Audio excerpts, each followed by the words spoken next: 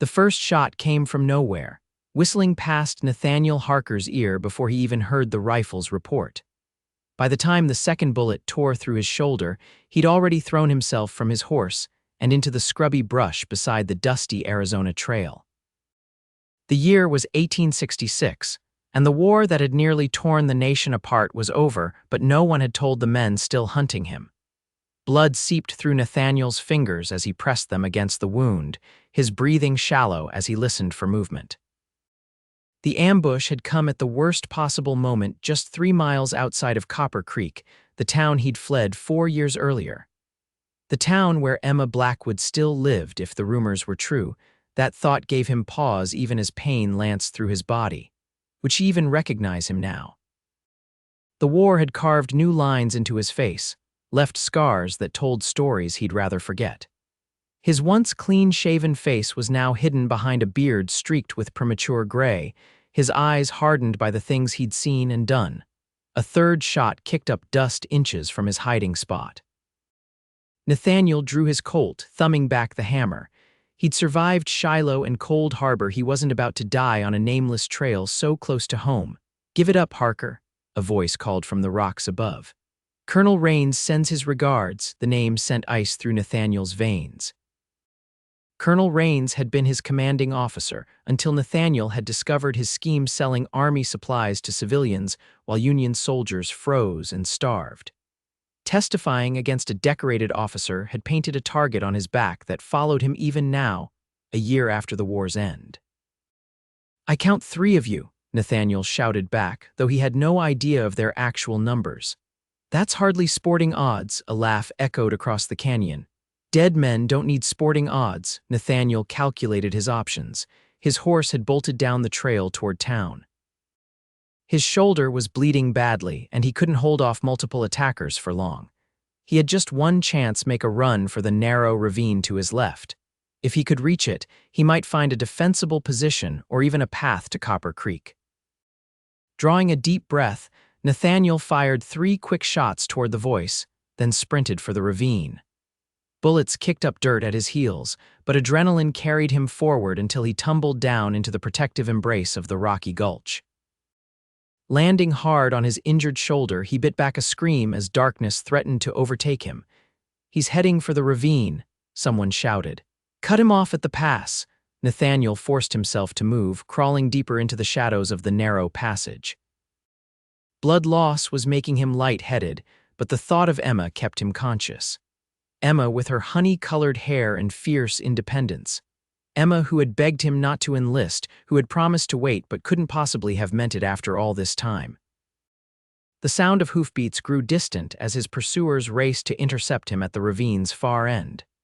Using his good arm, Nathaniel pulled himself up and staggered forward, each step a battle against the growing weakness in his limbs. If he could just reach town. The ravine twisted and turned, eventually opening onto a view of Copper Creek in the valley below. The sight nearly brought Nathaniel to his knees. 4 years had changed it. New buildings stood where empty lots had been, and a proper church steeple now rose above the main street. But the heart of it remained the same, and somewhere in that collection of wooden buildings and dusty streets was the woman he'd never stopped loving, if he could reach her. If she would still have him. A wave of dizziness washed over him, and Nathaniel stumbled. His vision blurred as he fell to one knee, the ground beneath him seeming to shift and tilt. He'd lost too much blood. The edge of the ravine was still 100 yards away, and beyond that, the town another half-mile. He wouldn't make it. The irony wasn't lost on him. To survive the horrors of war only to die within sight of home. To come so close to Emma only to fail now. "I'm sorry," he whispered, though there was no one to hear. Then, like an answer to an unspoken prayer, he heard the creak of wagon wheels. Squinting against the setting sun, Nathaniel saw a supply wagon making its way along the road that led from town to the outlying farms. Gathering what little strength remained, he half ran, half fell down the slope toward the road. "Help," he called, his voice weaker than intended. "Please."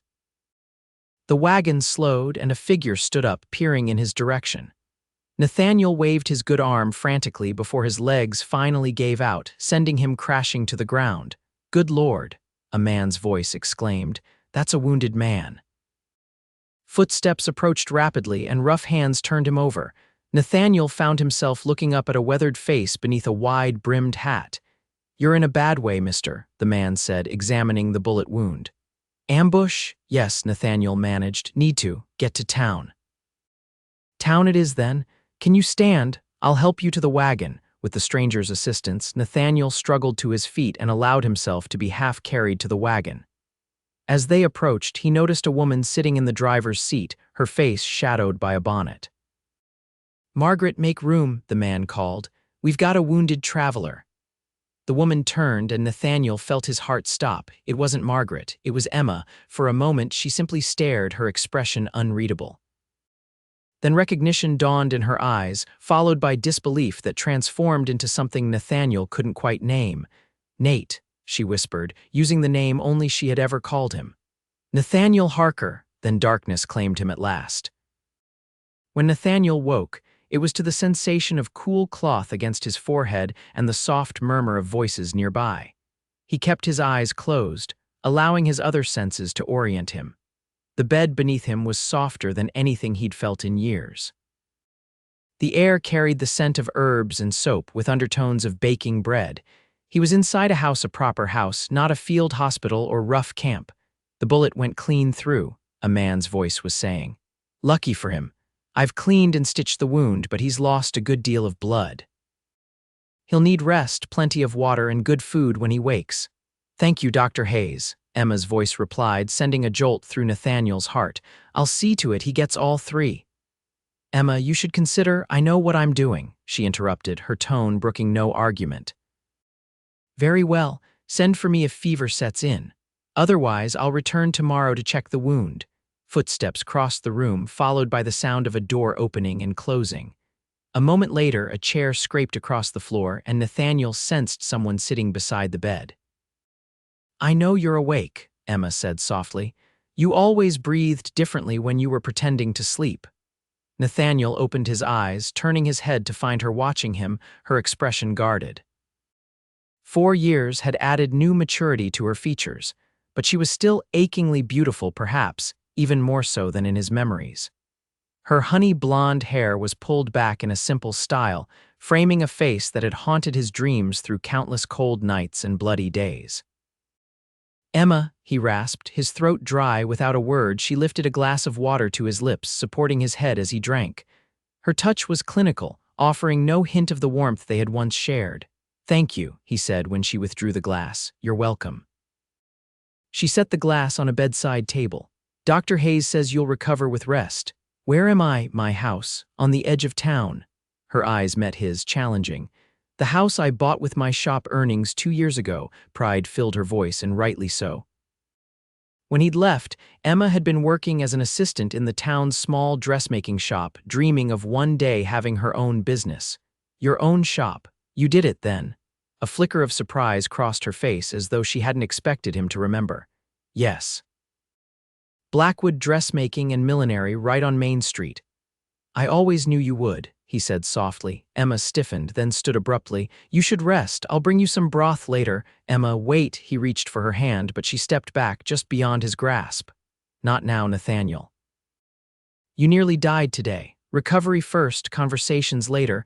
He wanted to argue, to explain everything right then, but exhaustion was already pulling him back towards sleep. "You'll be here when I wake up." Something in her expression softened slightly. "Yes, this is my home, after all." It wasn't quite the reassurance he sought, but it was enough for now. Nathaniel closed his eyes, allowing sleep to claim him once more. The next time Nathaniel woke, the room was bathed in golden afternoon light. His shoulder throbbed dully, but the worst of the pain had subsided. He managed to push himself into a sitting position against the headboard, wincing as the movement pulled at his stitches. Looking around, he took in his surroundings properly for the first time. The room was simply but tastefully furnished: a wooden wardrobe in one corner, a washstand with a mirror, a small writing desk beneath the window. A vase of wildflowers sat on the bedside table, their cheerful colors at odds with the tension that hung in the air. This was Emma's bedroom, he realized. The quilt covering him featured the same intricate pattern Emma's mother had taught her to sew years ago. A familiar brush and hand mirror set lay on the dresser, his gift to her on her 18th birthday.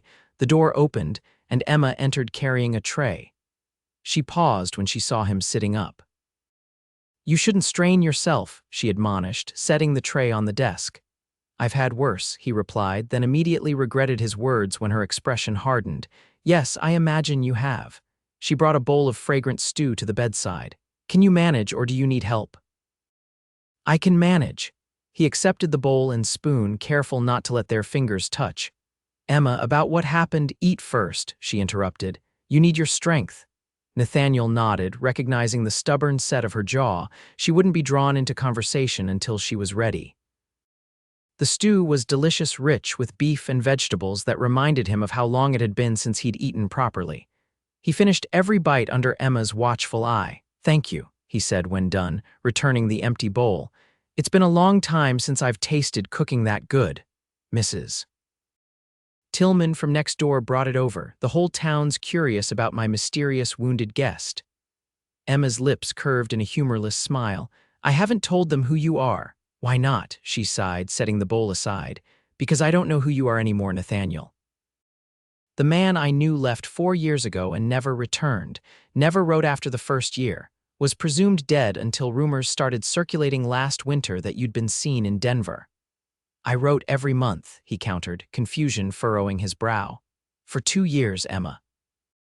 "Until I was captured at Cold Harbor." Emma stared at him. "I received 3 letters, the last one dated July 1862. Nathaniel's mind raced. That was nearly a year before his capture, which meant someone intercepted them. My letters to you and yours to me if you wrote back."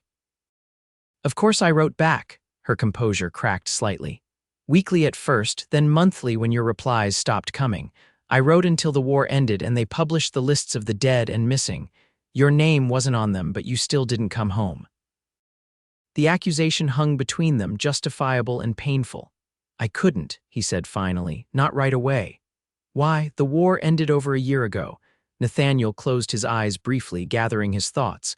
"It's a long story, I have time," Emma said, settling into the chair beside the bed. Her posture remained rigid, hands folded tightly in her lap. And so he told her everything about discovering Colonel Rain's corruption, about testifying against him, about the assassination attempt that followed and left a jagged scar across his ribs. He told her about being captured by Confederate forces and spending 11 brutal months in a prison camp before being exchanged in a prisoner swap. About learning that Rains had been dishonorably discharged but had escaped prosecution through powerful connections. "He swore he'd see me dead for what I'd done," Nathaniel explained. "After the war, I heard he was gathering former soldiers loyal to him, men who'd lost everything and blamed me for their commander's downfall. I couldn't come back here not with them hunting me. I couldn't risk leading them to you." "So you stayed away from my protection," Emma said flatly, "without giving me any choice in the matter." "Yes," he met her gaze unflinchingly. "I thought it was the right thing to do. And what changed? Why come back now? I received word that Rains died 3 months ago. Threw himself from a hotel window in St. Louis when federal marshals came to arrest him for other crimes." Nathaniel's voice softened. "The moment I heard, I started for home. For you if you'd still have me." Emma stood abruptly, turning toward the window. Her shoulders trembled slightly, though whether from anger or some other emotion, Nathaniel couldn't tell. 4 years, Nathaniel," she said finally, her voice barely above a whisper. 4 years of not knowing if you were dead or alive, of grieving and then trying to build a life without you. And now you appear on my doorstep, half dead, expecting what? That nothing has changed. Everything has changed," he acknowledged. "I'm not the same man who left, and you're not the same woman. I don't expect anything, Emma. I just needed to see you again." She turned back to face him, and he was startled to see tears glistening in her eyes. "The men who attacked you today, if Rains is dead, who were they?" Nathaniel frowned. "I don't know. Perhaps some of his followers continuing his vendetta. Or maybe just ordinary bandits who recognized a vulnerable traveler. If they followed you here, then I'll leave as soon as I'm able," he promised. "I won't bring danger to your door." Emma stared at him for a long moment. "Always so quick to leave," she murmured, then straightened her shoulders. "Rest now. Dr. Hayes will return in the morning. Before Nathaniel could respond, she collected the empty bowl and left the room, closing the door firmly behind her. Alone, he sank back against the pillows, the weight of years apart pressing down upon him more heavily than any physical pain. Outside the room, Emma leaned against the closed door, one hand pressed to her mouth to stifle the sob that threatened to escape. 4 years of carefully rebuilt composure threatened to crumble at the sight of him in her bed, wounded but alive. So terribly, wonderfully alive. She had long ago accepted that the Nathaniel Harker she had loved was gone forever, either dead on some distant battlefield or transformed into someone who had chosen not to return to her. She had mourned him, raged at him, and finally found the strength to continue without him. She had built her business, her home, her independent life, and now he was back, bringing with him all the memories and feelings she had fought so hard to bury. "Emma," Mrs. Tillman's voice called from the front of the house. "Are you all right, dear?" Hastily wiping her eyes, Emma composed herself before going to greet her neighbor, unaware that in his borrowed bed Nathaniel was staring at the ceiling, equally haunted by what had been lost and what might, against all odds, still be found. 3 days passed in a careful dance of avoidance and necessity. Emma tended to Nathaniel's wound, brought him meals, and exchanged civil conversation about his recovery and the town's changes during his absence. But any time he attempted to steer their talks toward personal matters toward them, she deftly changed the subject or found reasons to leave the room. By the 4th day, Nathaniel was strong enough to sit in a chair by the window, watching the comings and goings of Emma's neighbors while she was at her shop in town. Dr. Hayes had declared his recovery remarkable and credited both Nathaniel's hardy constitution and Emma's diligent care. "You're a fortunate man, Mr. Harker," the doctor had said during his last visit, with a pointed look that suggested he wasn't referring solely to surviving the gunshot wound. Nathaniel knew it was true. Despite the distance Emma maintained, the fact that she had taken him in at all spoke volumes. She could have delivered him to the town's small medical clinic or put him up at the hotel once he was stable. Instead, she had opened her home to him, rearranging her life to accommodate his presence. It was mid-afternoon when the front door opened, much earlier than Emma usually returned from her shop. Nathaniel tensed, his hand instinctively moving toward the gun belt that wasn't there. Emma had stored his weapons somewhere out of reach, a precaution he couldn't blame her for. "Nathaniel." Her voice called. "Are you awake?" "In here," he responded, relaxing. "Everything all right?" Emma appeared in the doorway, dressed in a practical blue day dress with her shop apron still tied around her waist. Her cheeks were flushed, either from the summer heat or from walking quickly. "I closed the shop early," she explained. "Nicholas Delaney rode in from the Western Cattle Trail. He said there are 3 men asking about a wounded veteran in town, specifically one with a shoulder injury." Nathaniel grimaced. "They're persistent, I'll give them that." "This isn't a joke," Emma said sharply. "Nicholas said they didn't look like ordinary travelers. They were armed and one had a military bearing. They're staying at the saloon and they've been offering money for information." "I need to leave," Nathaniel said immediately, standing up. The movement sent a stab of pain through his shoulder, but he ignored it.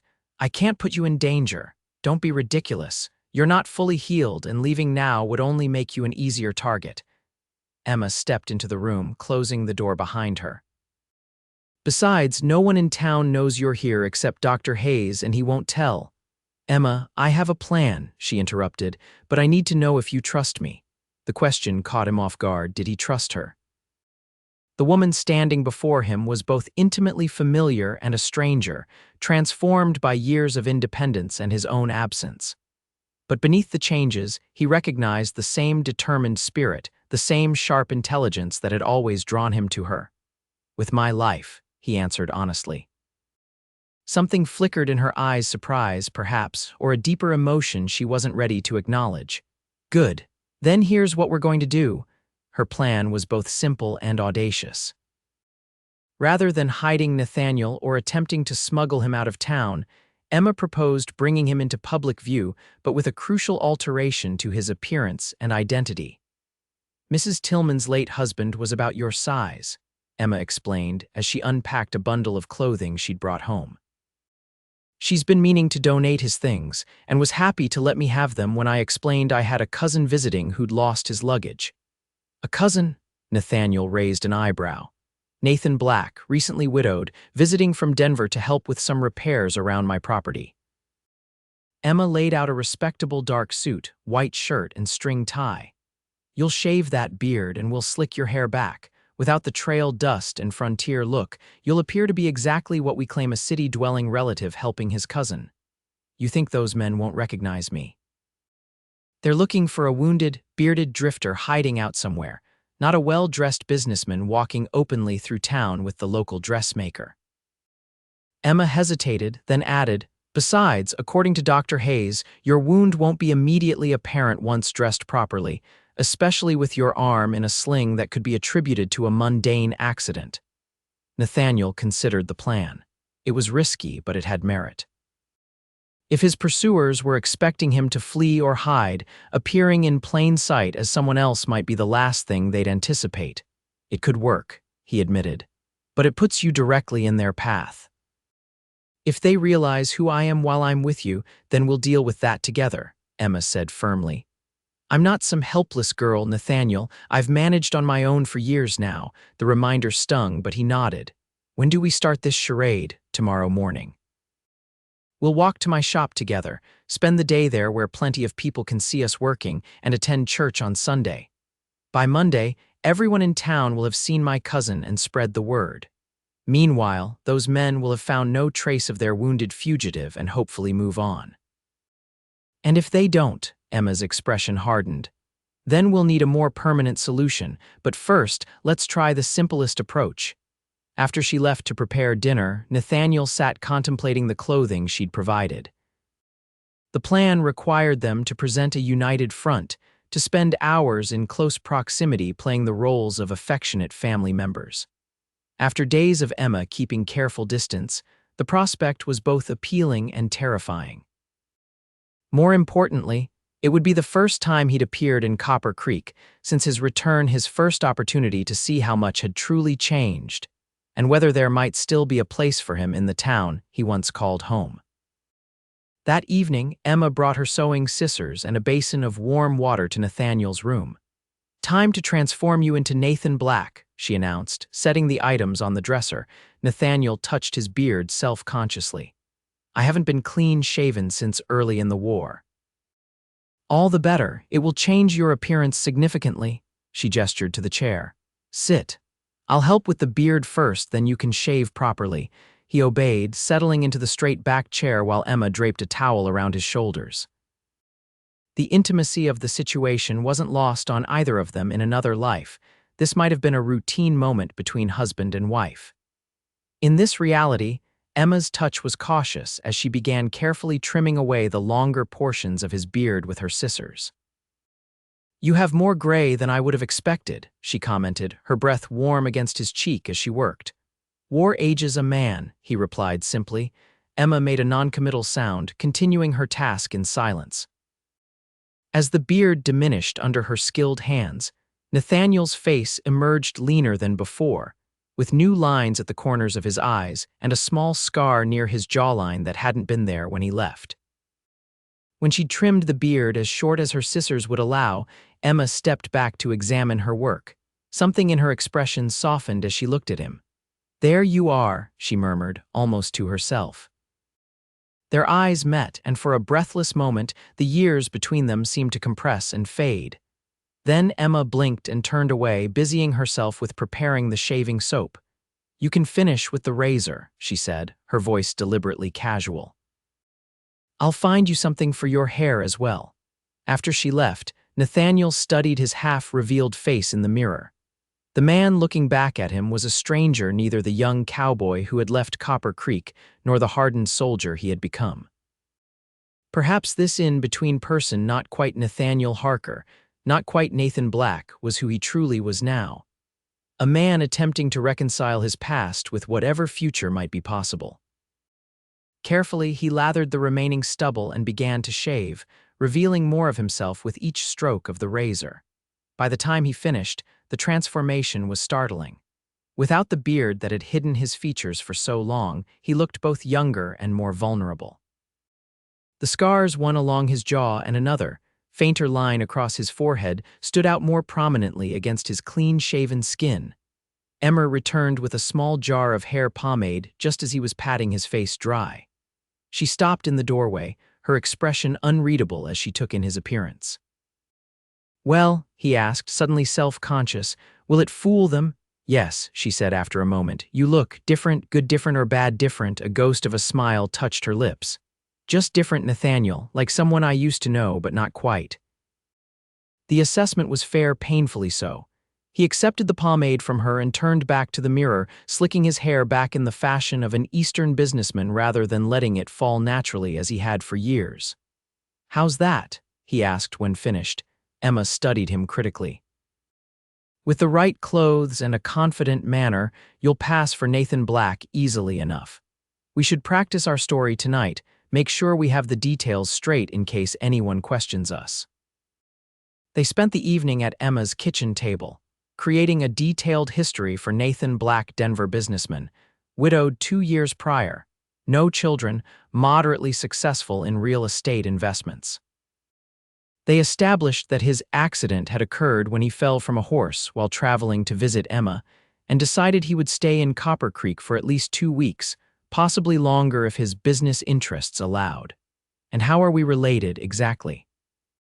Nathaniel asked, sipping the coffee Emma had brewed. "Second cousins. Our mothers were first cousins, which explains why we don't look particularly alike. You visited once when we were children, and we've maintained correspondence over the years." "You've thought of everything," he said admiringly. Emma's cheeks colored slightly at the praise.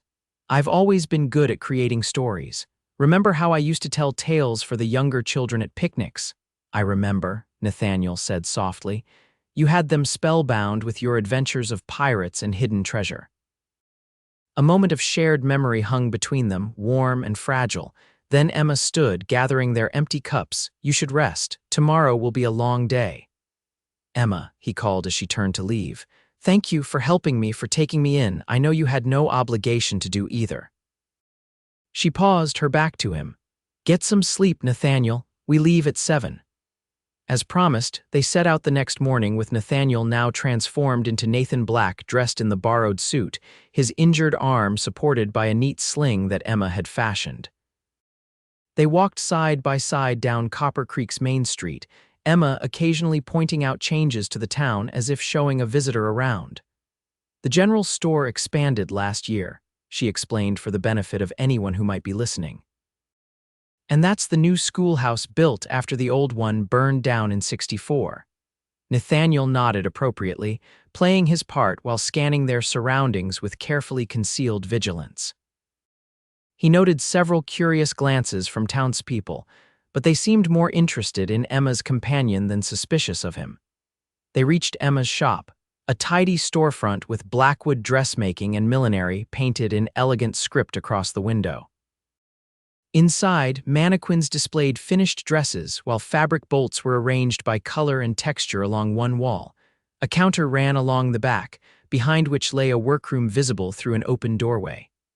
"It's impressive," Nathaniel said genuinely as Emma unlocked the door. "You've built something wonderful here." Pride colored her voice as she replied, "It wasn't easy, but it's mine. I have 3 regular girls who work for me now, learning the trade. They'll be in later this morning." As she lit the lamps and prepared for the day's business, Nathaniel explored the shop, admiring the quality of the garments on display. Each piece showed Emma's distinctive touch, practical yet beautiful, with clever details that elevated them above ordinary clothing. "You always had an eye for design," he commented, examining a particularly elegant evening gown in deep burgundy. "I'm glad you found a way to use your talent. Necessity is a powerful motivator," Emma replied, arranging her work basket behind the counter. When I was alone, I needed to support myself. This was the only skill I had that could provide a decent living." Before Nathaniel could respond, the shop bell jingled as an older woman entered, her expression brightening at the sight of Emma. "Good morning, dear. I've come for my O." She stopped, noticing Nathaniel. "I didn't realize you had company." "Mrs. Fowler, allow me to introduce my cousin, Nathan Black," Emma said smoothly, moving to greet her customer. "He's visiting from Denver and kindly offered to help with some repairs around the shop while his arm heals." "How do you do, madam?" Nathaniel said, adopting a slightly more refined accent than his natural speech. "It's a pleasure to make your acquaintance." Mrs. Fowler beamed, clearly delighted by this new development. "From Denver, how exciting, and staying with Emma, are you? How wonderful she has family visiting." The interrogation that followed was skillfully disguised as polite conversation, but Nathaniel recognized it for what it was: the town's informal intelligence-gathering network in action. By noon, he had no doubt that every household in Copper Creek would know about Emma Blackwood's widowed cousin from Denver. As the morning progressed, a steady stream of customers found reasons to visit the shop, each one barely concealing their curiosity about the newcomer. Nathaniel maintained his role flawlessly, discussing Denver's growth as a commercial center, expressing appropriate admiration for Copper Creek's charm, and deflecting personal questions with practiced ease.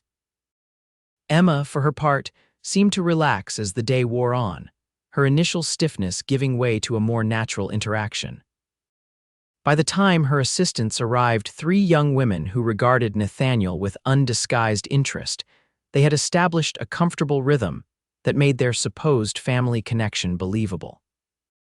It was mid-afternoon when the shop bell rang again, and Nathaniel felt Emma tense beside him where they had been examining a pattern book together. Looking up, he saw 3 men enter, strangers whose bearing immediately put him on alert. These were the men hunting him, without question. The leader was a tall, broad-shouldered man with a military posture and cold eyes that scanned the shop methodically. His companions were rougher types, one wiry and sharp-featured, the other heavyset with hands like ham hocks. All 3 wore guns openly on their hips. "Good afternoon, gentlemen," Emma said, her voice steady despite the tension Nathaniel could feel radiating from her. "Welcome to Blackwood Millinery. Are you looking for gifts for your ladies?" The leader smiled, the expression not reaching his eyes. "No, madam, we're looking for information." "I'm Marshall Carter." The name was clearly false. The man was no more a marshal than Nathaniel was a Denver businessman. "My associates and I are tracking a dangerous fugitive believed to be in this area. A wounded man, army deserter, goes by Harker." Nathaniel kept his expression neutral, focusing on the pattern book as if only half listening to a conversation that didn't concern him. "A deserter? How dreadful," Emma replied, her performance flawless. "But I haven't seen any strangers in town recently, other than yourselves and my cousin here." She gestured to Nathaniel. "Nathan, these gentlemen are looking for a fugitive. Have you noticed anyone suspicious during your walks around town?" Nathaniel looked up, meeting Carter's gaze directly but with the mild interest of an uninvolved party. "Can't say that I have, sir. Though I've only been in Copper Creek a few days, recovering from my fall." He indicated his sling. "What does this fellow look like?" Carter studied him intently. "Tall, lean build, dark hair, full beard, wound to the shoulder or upper chest. Dangerous man, killed 2 good soldiers trying to bring him to justice." "That's terrible," Nathaniel said, injecting just the right amount of concern into his voice. "I'll certainly keep my eyes open. As will my cousin, I'm sure." "Indeed," Emma agreed. "Copper Creek is a peaceful town, Mr. Carter. We look after our own." Something in her tone, a subtle emphasis on those last words, caused Carter's eyes to narrow slightly. "Is that so, Miss Blackwood, Emma Blackwood?" Recognition flickered in Carter's expression. "Blackwood," he repeated. "You wouldn't happen to know Nathaniel Harker, would you, Miss Blackwood? I believe he lived in these parts before the war." The directness of the question momentarily froze Nathaniel's blood, but Emma didn't flinch. "I knew him, yes. Most everyone in town did. He left to fight in '62 and never returned. Presumed dead, last I heard." Her voice was steady, her gaze unwavering. "Why do you ask?" Carter smiled again, cold and calculating. "Just gathering information, madam. Harker might seek out old acquaintances if he's in the area." "Well, he hasn't sought me," Emma said firmly. "Now, unless you gentlemen are interested in purchasing something, I have paying customers waiting for alterations." For a tense moment, Carter seemed unwilling to leave, His gaze shifted to Nathaniel again, more calculating this time. "You said you're from Denver, Mr. Black." "That's right," Nathaniel replied easily. "Real estate investments primarily, not terribly exciting, I'm afraid. And your injury, thrown from a horse on the journey here. Quite embarrassing for a man who grew up riding, but city living has softened me, I'm afraid." Nathaniel gave a self-deprecating smile. "Fortunately, my cousin has been kind enough to put me up while I recover." Carter nodded slowly, then touched the brim of his hat. "We appreciate your time, Miss Blackwood, Mr. Black.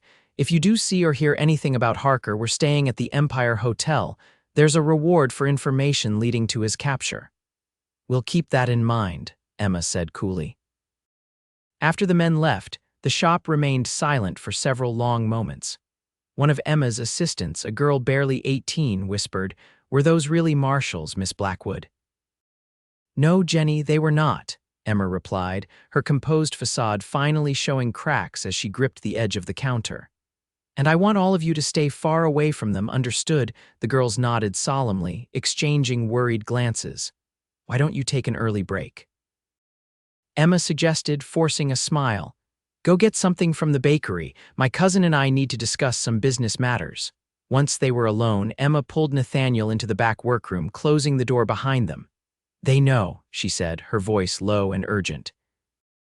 "That man, Carter, he was testing us. He knows who you are." "He suspects," Nathaniel corrected, "but he's not certain. If he were, he wouldn't have left so easily." "What do we do now? The disguise won't fool them for long, especially if they start asking more questions around town." Nathaniel ran a hand through his slicked back hair, disturbing the careful styling. "We need to draw them away from Copper Creek, away from you." "And how do you propose to do that without getting yourself killed?" Emma demanded, anger and fear mingling in her voice. Before he could answer, a sharp knock at the shop's front door interrupted them. Emma tensed, but Nathaniel placed a restraining hand on her arm. "Let me," he said quietly. Moving cautiously to the main room, Nathaniel approached the door. Through the glass, he could see not Carter or his men, but Sheriff Daniel Monroe, Copper Creek's longtime lawman and a man who had known Nathaniel since childhood. Nathaniel hesitated, then opened the door, maintaining his Nathan Black persona. "I'm sorry, sir, but the shop is closed for lunch." Sheriff Monroe, now grayer and more weathered than Nathaniel remembered, fixed him with a penetrating stare. "I'm not here for dressmaking, son.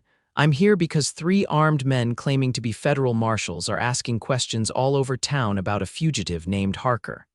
His gaze hardened. "And you might have changed your face, Nate, but you can't change those eyes. Your father had the same ones." Nathaniel's carefully constructed facade crumbled under the weight of being truly recognized for the first time since his return. "Sheriff," he acknowledged quietly, stepping back to allow the older man inside. Emma emerged from the workroom, her expression tense. "Sheriff Monroe, I can explain." "No need, Emma," the sheriff said, his voice softening slightly. "Half the town's already talking about your cousin, who looks remarkably like a clean-shaven version of our own Nathaniel Harker. Folks might be fooled at first glance, but not those who knew him well." He turned back to Nathaniel. "Those men at the hotel aren't lawmen, son. I telegraphed the federal marshal's office in Denver this morning. No one by the name of Carter is authorized to operate in this territory." "I know," Nathaniel admitted.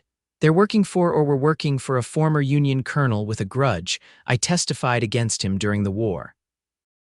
Sheriff Monroe nodded thoughtfully. "Figured it was something like that. War left a lot of unsettled scores."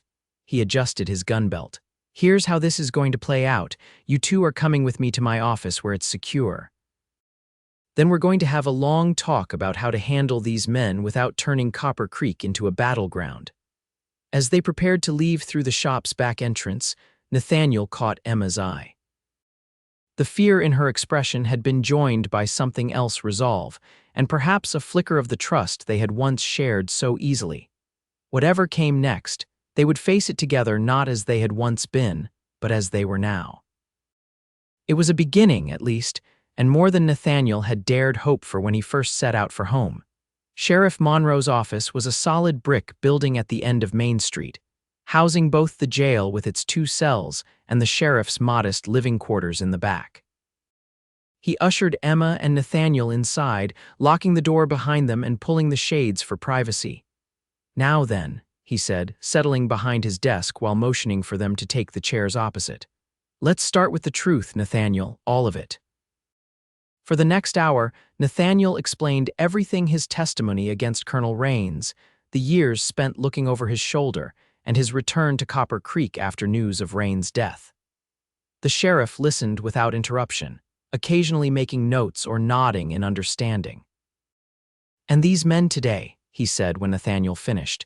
"You're certain they're Rains' men?" "Not entirely," Nathaniel admitted. "The leader Carter seems military, but the others are hired guns. With Rains dead, I don't know who's funding the pursuit or why they're so determined." Sheriff Monroe leaned back in his chair, stroking his mustache thoughtfully. "Could be they don't know their employer is dead. Could be they were paid in advance with a bonus promised upon delivery, or could be someone else has taken up Rains' cause." "Whatever their motivation, they're dangerous," Emma interjected. "They've already shot Nathaniel once. They won't hesitate to do worse if they catch him." "Agreed," the sheriff said, "which is why you're both staying here tonight, where I can keep an eye on things. I've got a spare room in the back that Emma can use. Nathaniel can take the cot in my office." "That's not necessary," Emma began, but the sheriff raised a hand to silence her. "It is necessary. Those men have connected you to Nathaniel, disguise or no disguise. They'll be watching your house and your shop. Here, at least, they'll have to get through me first." The certainty in his voice brooked no argument. After making arrangements for Mrs. Tillman to collect some essentials from Emma's house, they settled in to wait. The sheriff's deputy, a young man named Frank Weber, who had been just a boy when Nathaniel left, was dispatched to keep an eye on the hotel and report any movement from Carter and his men. As evening fell, the sheriff excused himself to make his rounds, leaving Nathaniel and Emma alone in the office. An awkward silence descended, punctuated only by the ticking of the wall clock and distant sounds from the saloon down the street. "I'm sorry," Nathaniel said finally, "for bringing this trouble to your doorstep." Emma looked up from the book she'd been pretending to read. "You didn't ask to be ambushed on the road." "No, but I chose to come back to Copper Creek, knowing there might still be danger." He moved to the window, carefully peering past the edge of the shade at the quiet street. "I was selfish. I wanted to see you, even if it meant risk." "Why?" The question was simple but loaded with unspoken complexities. Nathaniel turned to face her. In the lamplight, with her guard lowered by exhaustion and stress, Emma looked achingly vulnerable. Gone was the composed businesswoman who had navigated Carter's questioning with such skill. In her place was the woman Nathaniel had never stopped loving, despite years and distance. "Because not a day passed that I didn't think of you," he said quietly. "In the worst moments, in battle, in prison, in hiding, the thought of you kept me going. The hope that someday, if I survived, I might at least be able to tell you that I never stopped loving you." Emma's breath caught visibly. "Nathaniel, I don't expect you to feel the same," he continued hurriedly. 4 years is a lifetime. You've built a new life, one that doesn't include me. I understand that, but I needed you to know the truth, even if it changes nothing." She stood, setting the book aside, and crossed to where he stood. For a long moment, she simply looked at him, searching his face as if trying to reconcile the man before her with the memory she had carried. "I grieved for you," she said finally. "Not just once, but many times. When your letters stopped, when the war ended and you didn't return, when rumors came that you might be alive somewhere else, living another life." Her voice wavered slightly. "I had to let you go to survive, Nathaniel. I had to build something that was mine alone, not dependent on anyone else." "I know," he said, his throat tight with emotion, "and you've done it beautifully. You're stronger than I ever imagined." "But that doesn't mean I stopped loving you," Emma whispered, the admission seemingly as much a surprise to her as it was to him. "I tried, God knows I tried. But seeing you again, even changed as you are, as we both are, I realize some things go too deep to ever truly disappear." Nathaniel hardly dared breathe, afraid to break the fragile moment. "Emma," the office door opened abruptly and Sheriff Monroe entered, his expression grim. Emma stepped back quickly, composing herself, though her cheeks were flushed. "Deputy Weber just reported in," the sheriff announced, oblivious to the moment he had interrupted. Carter and his men checked out of the hotel 20 minutes ago, claimed they were heading east towards Silver Ridge. You don't believe them, Nathaniel surmised, reading the sheriff's expression. No, I don't. They're too invested in finding you to give up so easily. My guess is they're trying to throw us off guard. He checked his pocket watch. It's nearly midnight. I suggest you both get some rest while you can. Tomorrow may prove challenging. As Emmer retreated to the spare room and the sheriff settled in a chair by the door, rifle across his lap, Nathaniel stretched out on the cot. Sleep seemed impossible with his mind racing through both the threat of Carter's men and Emma's unexpected confession. Yet exhaustion eventually pulled him under, into dreams where Emma stood just beyond his reach, calling his name against the backdrop of gunfire. He woke with a start several hours later, instantly alert. The office was dark save for a sliver of moonlight through the window blinds. Sheriff Monroe dozed in his chair, his breathing deep and regular. What had awakened him? Nathaniel lay still, listening intently. Then he heard a soft, scraping sound from the back of the building, where the spare room was located, where Emma was sleeping. Moving silently, Nathaniel slipped from the cot and retrieved his gun from the sheriff's desk drawer where it had been stored. He gently shook Monroe awake, pressing a finger to his lips for silence. Someone's at the back, he whispered. The sheriff was instantly alert, reaching for his own weapon. Emma, in the spare room, that's where the noise came from. They moved quietly toward the hallway leading to the living quarters, the sheriff in the lead. The scraping sound came again, followed by the unmistakable creak of a window being slowly raised. Before they could reach the spare room, a muffled cry rang out, quickly silenced. Abandoning stealth, Nathaniel rushed forward, throwing open the door to find Emma struggling in the grasp of the wiry man who had accompanied Carter earlier. A second figure, the heavyset one, was halfway through the window. Without hesitation, Nathaniel raised his gun. "Let her go," he ordered, his voice deadly calm. The wiry man sneered, pressing a knife to Emma's throat. "Drop the gun, Harker, or she dies." Behind Nathaniel, Sheriff Monroe leveled his rifle at the man coming through the window. "This is the law speaking. Both of you are under arrest for breaking and entering, assault, and threatening a citizen of my town." "We don't answer to you, old man," the wiry one spat. "We've got legitimate federal business with Harker here."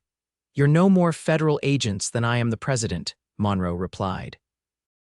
"Now let the lady go before this gets worse for you." During this exchange, Emma's eyes had never left Nathaniel's. Despite the knife at her throat, she remained remarkably composed, and he could see her mind working. Then, with a barely perceptible nod, she suddenly went limp in her captor's arms. The unexpected deadweight momentarily unbalanced the wiry man, causing the knife to move fractionally away from her skin. In that instant, Emma drove her elbow hard into his ribs while Nathaniel lunged forward, grabbing the man's wrist and forcing the knife away. A shot rang out as Sheriff Monroe fired at the second intruder, who fell back through the window with a cry of pain. Nathaniel and the wiry man grappled for control of the knife, crashing into furniture as Emma scrambled clear. The fight was brutal but brief. Though still recovering from his shoulder wound, Nathaniel fought with the desperation of a man protecting what he loved most. When the wiry man made a final lunge with the knife, Nathaniel sidestepped and brought the butt of his gun down hard on the back of the man's head. He collapsed to the floor unconscious. "Are you hurt?" Nathaniel asked Emma, breathing heavily as he turned to her. She shook her head, though her hand trembled as she touched a small cut on her neck where the knife had grazed her. "I'm all right. You?" Before he could answer, Sheriff Monroe called from the window, "The other one's down but alive. No sign of Carter." "He's the real threat," Nathaniel said grimly, helping the sheriff secure the unconscious intruder with handcuffs. "These two are just hired muscle." A commotion outside announced the arrival of Deputy Weber and several townsmen, drawn by the gunshot. While the sheriff dealt with them and arranged for the wounded man to be brought inside and secured, Nathaniel pulled Emma into the hallway. "This was a diversion," he said quietly. "Carter's too smart to send these two in alone if his real goal was capturing me." Emma's eyes widened in understanding. "He's planning something else." Yes, and we need to figure out what before the distant sound of breaking glass interrupted him. Nathaniel and Emma exchanged alarmed glances before rushing to the front office, where Sheriff Monroe had just returned. That came from down the street, the sheriff said, grabbing his hat. A moment later, a young boy burst through the door, his face flushed with excitement and fear. Fire. There's a fire at Miss Blackwood's shop, Emma gasped, her hand flying to her mouth. My shop, but everything I have is there, all my work, my supplies. Stay here, Nathaniel ordered, but Emma was already heading for the door. It's my livelihood, Nathaniel, I won't let it burn. Unable to stop her, Nathaniel followed, as did Sheriff Monroe after instructing Deputy Weber to guard the prisoners. Outside, the night sky had taken on an orange glow as flames licked at the windows of Emma's dressmaking shop. Townspeople were already forming a bucket brigade from the water trough to the burning building. As they rushed toward the scene, Nathaniel scanned the crowd, searching for Carter. This had to be his work, a deliberate strike at Emma to draw Nathaniel out. It's too late for the inside, someone was saying as they approached. We need to focus on stopping it from spreading to the adjoining buildings. Emma pushed through the crowd, her face pale in the firelight. My patterns, my account books, there in the back room. Before Nathaniel could stop her, she darted toward the shop's rear entrance, which was not yet fully engulfed. Without hesitation, he followed, ignoring Sheriff Monroe's shout of warning.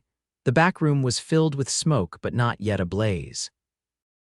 Emma was already gathering armfuls of papers and fabric samples from a large cabinet. Take these, she urged, thrusting them into Nathaniel's arms. I need to get the lockbox under the counter. Emma, there's no time, it has everything, the deed to the shop, my savings, all my legal papers. I can't leave without it. Seeing her determination, Nathaniel nodded. Get it quickly. I'll take these outside and come right back. He made it to the back door and handed off Emma's precious patterns to a waiting townsman before turning to re-enter the building. As he did, a crash from inside sent his heart racing. The front of the shop had collapsed, cutting off that exit. Emma, he called, plunging back into the thickening smoke. He found her in the main room, coughing violently as she clutched a metal box to her chest. The ceiling was beginning to sag, and flames had breached the wall separating the shop from the storeroom. We have to go now, Nathaniel urged, grabbing her arm. They had nearly reached the back door when a figure materialized from the smoke-filled doorway, blocking their escape. Carter stood there, gun drawn, his face illuminated by the orange glow of the flames. Touching reunion, he said, his voice carrying even over the roar of the fire. The traitor and his sweetheart together at last. This building is coming down, Nathaniel warned, stepping slightly in front of Emma. We'll all die if we don't get out, Carter smiled coldly. Some things are worth dying for, Harker: loyalty, honor, justice, things you betrayed when you turned on Colonel Raines. Raines was a criminal who let his men die while he profited, Nathaniel retorted. There was no honor in what he did. He was a great man brought low by jealous inferiors like you. Carter's gun remained steady despite the heat and smoke. His last order to me was to see you pay for what you did. I intend to fulfill that promise, even if he's not here to witness it. A beam cracked ominously overhead. Emma coughed again, sagging slightly against Nathaniel as the smoke took its toll. Let her go, Nathaniel pleaded. Your quarrel is with me, not her. For a moment, something like doubt flickered in Carter's eyes, then he gestured with his gun. She can leave, you stay. Nathaniel began to push Emma toward the door, but she resisted. No, she said firmly, despite her weakened state. I won't leave you. How noble, Carter sneered. Then you can die together after all. What happened next unfolded in seconds. As Carter raised his gun to fire, the weakened ceiling finally gave way. Nathaniel lunged forward, tackling Emma to the ground as burning debris crashed down between them and Carter. A scream cut through the roar of the flames, abruptly silenced. We have to move, Nathaniel urged, pulling Emma to her feet. The fallen beam had created a barrier of fire between them and where Carter had stood, but also blocked most of their exit route. There, Emma pointed to a narrow gap near the wall. We can squeeze through. Together, they made their way to the opening, Nathaniel helping Emma through first before following. They emerged into the alleyway behind the shop just as the remainder of the roof collapsed with a thunderous crash. Strong hands pulled them further from the building as townspeople continued their efforts to contain the blaze. Sheriff Monroe appeared at their side, his face blackened with soot. "Carter?" he asked grimly. Nathaniel shook his head. "Still inside when the roof came down." The sheriff nodded once, then turned to direct the firefighting efforts. Emma, still clutching her lockbox, stared at the burning remains of her shop with an expression of mingled shock and grief. "Everything I built," she whispered, "gone." Nathaniel put his arm around her shoulders and she didn't pull away. "Not everything," he said gently. "You saved what matters most. The rest can be rebuilt." As dawn broke over Copper Creek, the fire was finally extinguished, leaving Emma's shop a charred skeleton. The adjacent buildings had been saved, but her business, the pride and joy she had created from nothing, was destroyed. Carter's body was recovered from the ruins, along with the remains of a coal oil lamp that had clearly been used to start the fire. His two associates, now imprisoned in the sheriff's jail, eventually confessed that they had been hired by Carter to help capture or kill Nathaniel Harker, whom their employer had blamed for the downfall and subsequent suicide of Colonel Raines. With the immediate threat eliminated, Nathaniel and Emma found themselves at a crossroads. Standing amid the ashes of her shop the day after the fire, Emma surveyed the damage with red-rimmed eyes but a determined set to her jaw. "I can start over," she said, more to herself than to Nathaniel, who stood beside her. "I still have my patterns, my client list. I can find a new location, order new supplies." "You don't have to do it alone," Nathaniel said carefully. Emma turned to look at him, her expression unreadable. "What are you saying, Nathaniel?" "I'm saying I want to stay in Copper Creek, with you if you'll have me." He took her hand, half expecting her to pull away. She didn't. "The man who left 4 years ago is gone, Emma. War and time have changed me, just as they've changed you.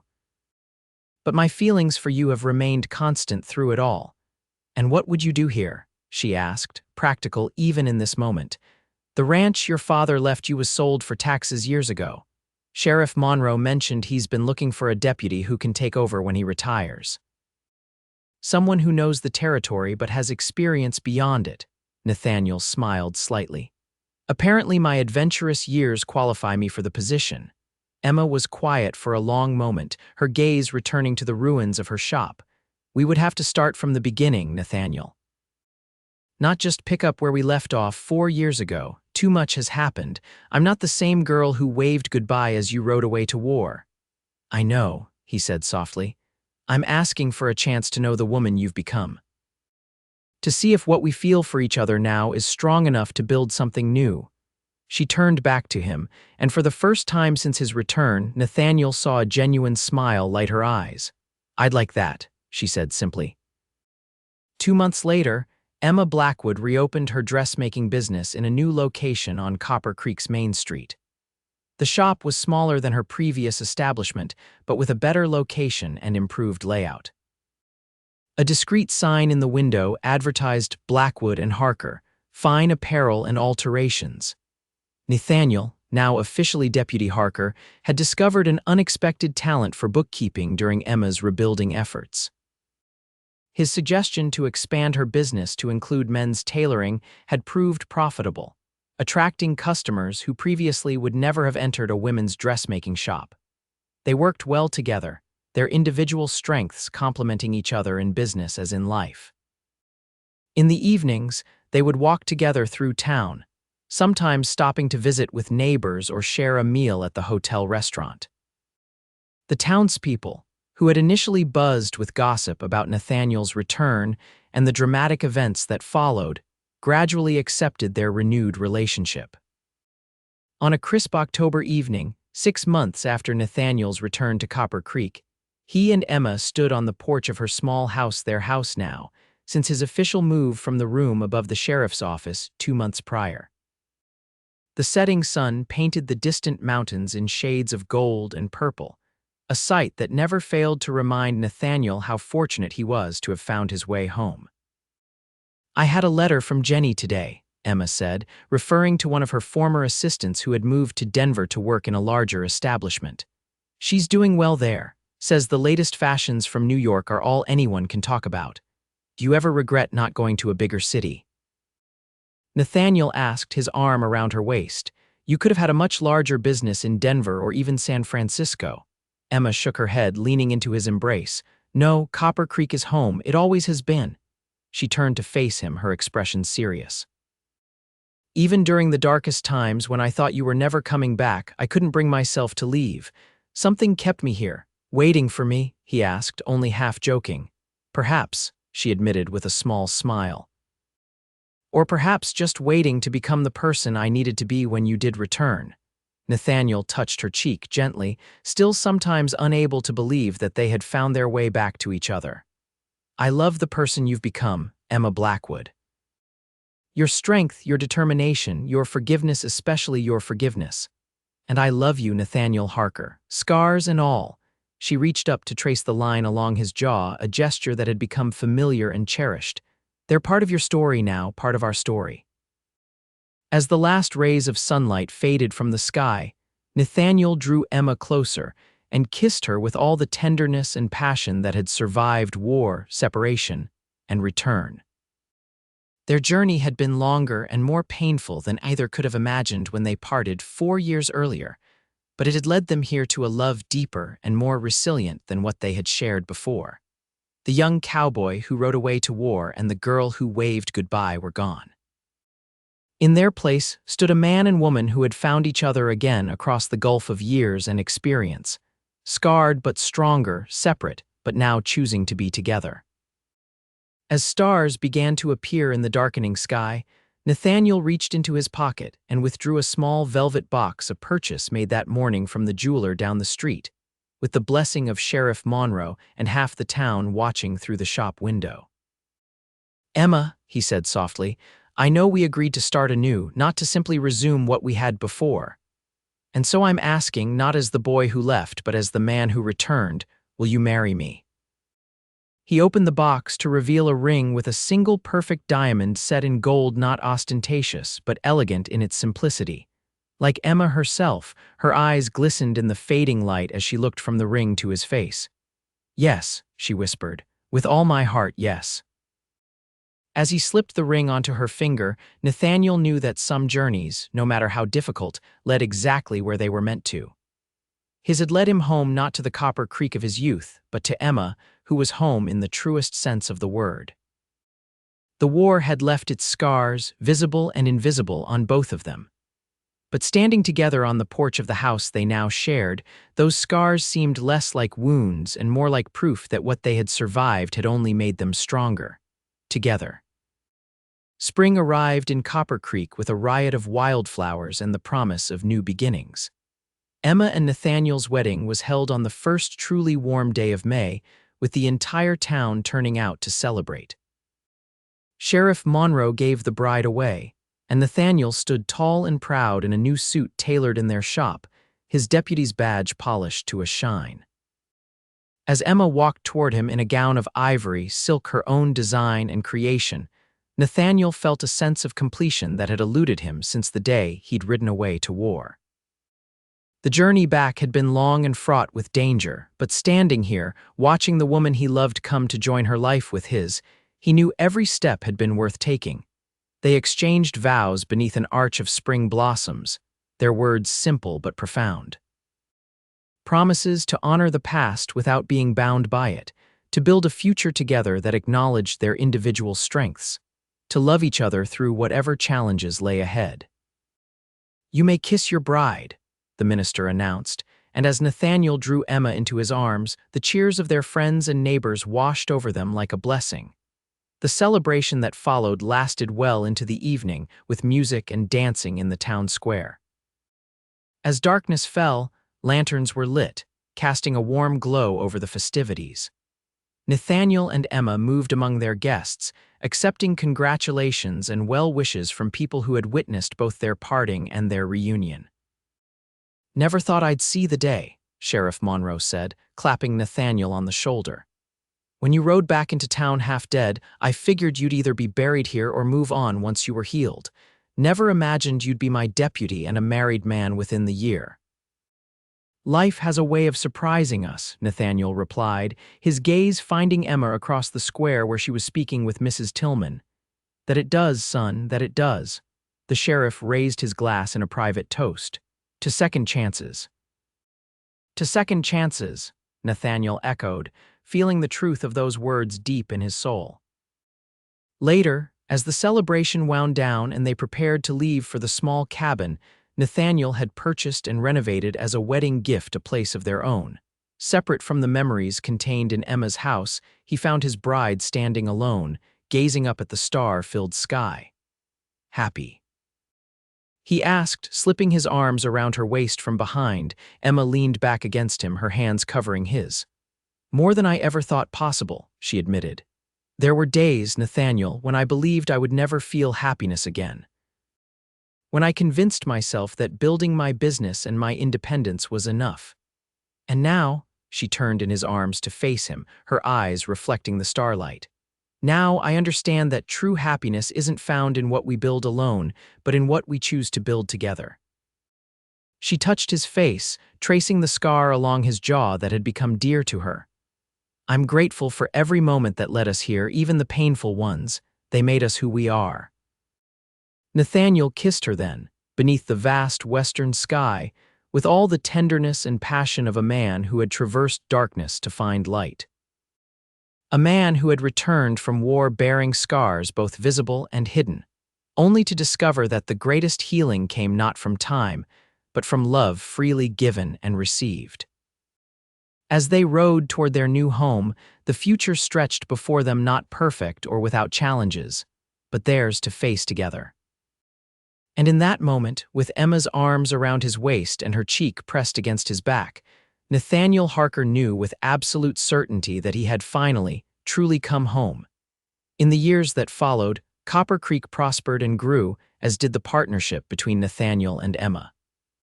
Their shop expanded to include a thriving mail order business, sending Emma's designs to customers as far away as San Francisco and Denver.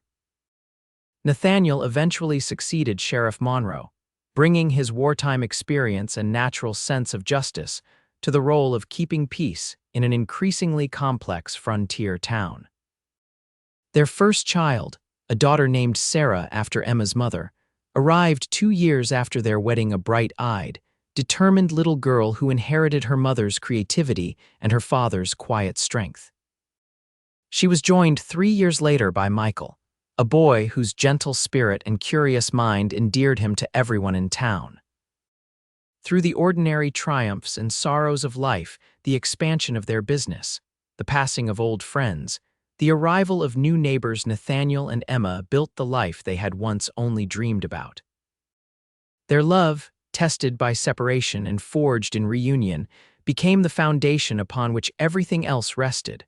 On warm summer evenings, they would often sit on the porch of their home, watching their children play in the yard while the sun set behind the distant mountains.